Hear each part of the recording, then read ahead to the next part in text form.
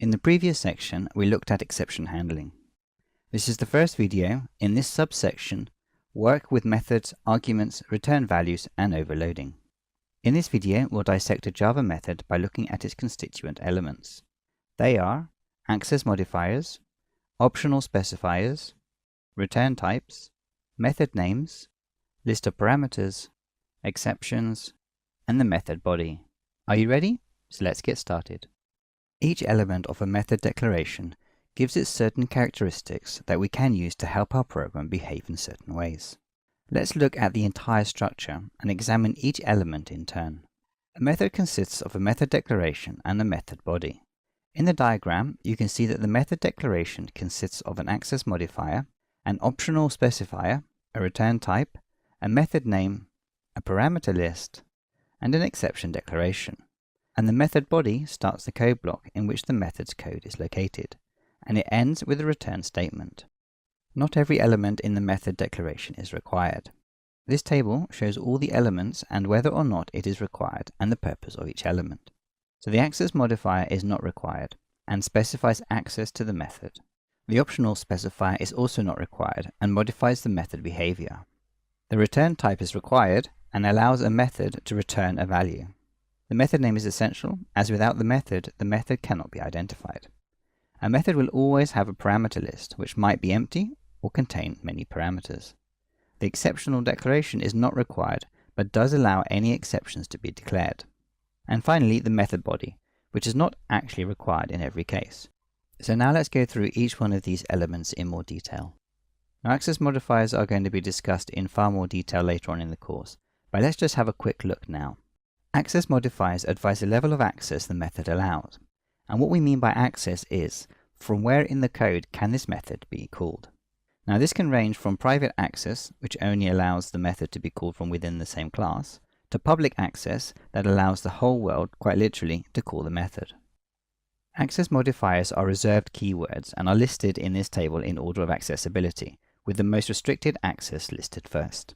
So let's have a look at these in turn. Methods with private access can only be called from within the method's own class, and not from any other class. Methods that do not specify an access modifier are said to have default or package private access. Now these methods can only be called from within the same package. Methods that specify the protected access modifier can be called by classes in the same package or subclasses in other packages. And finally, methods that specify the public access modifier can be called by any class. However, a little warning, there is no default keyword to represent the default package private access level. So be careful of questions on the exam that try to trip you up like this. Optional specifiers modify the behavior of the method slightly and give it useful characteristics. The specifiers available are listed in this table and can be combined. The static specifier makes the method or field accessible via the class name rather than an instance of the class.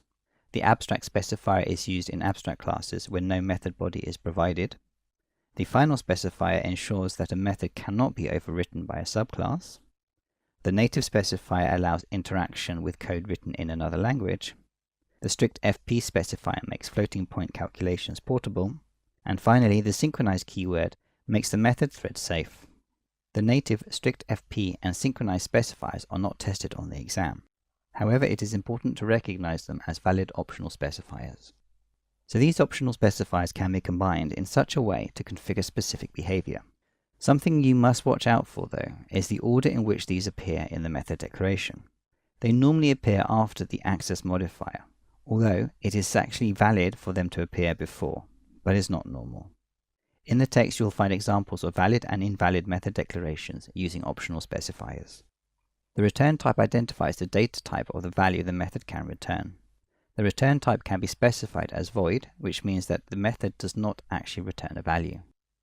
Only one value can be returned by the method, and the return type can be either an object reference or a primitive type. Methods with a void return type can have a return statement with no variable specified. This valid structure looks like this.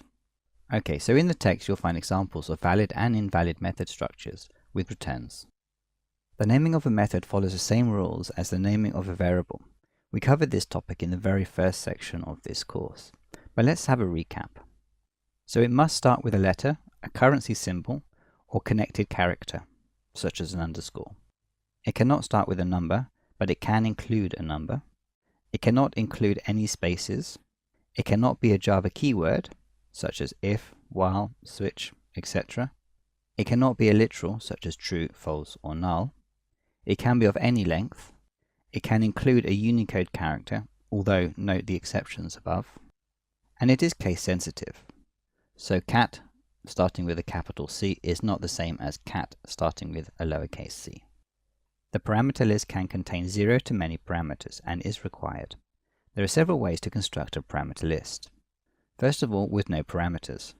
A method can have a parameter list with absolutely no parameters, and it will look a bit like this. With one or more parameters, so a method can have a parameter list with one or many parameters, and would look a little bit like this. And finally, with variable arguments. Variable arguments allow a method to have an unspecified number of arguments of the same type. We will look at this topic later on in this course, but for now, let's have a look at this example. Notice the way the variable argument is constructed. First, the type is declared, and then followed by 3 periods to indicate that it is a variable argument, and then the variable name into which the list of variables is stored. In the text, you'll find some invalid method declarations with variable arguments. Now, the method body contains the code block to execute when the method is called, unless it is an abstract method or a method in an interface. Now, we'll meet these two latter concepts later on in this course. And finally, exceptions. So we dedicated an entire chapter to exceptions, so you should know all that is required about exceptions. In the text, you'll find plenty of examples of valid and invalid method declarations. Ensure you are comfortable identifying when a method declaration is invalid. You can be sure that you will be tested on this topic on the exam.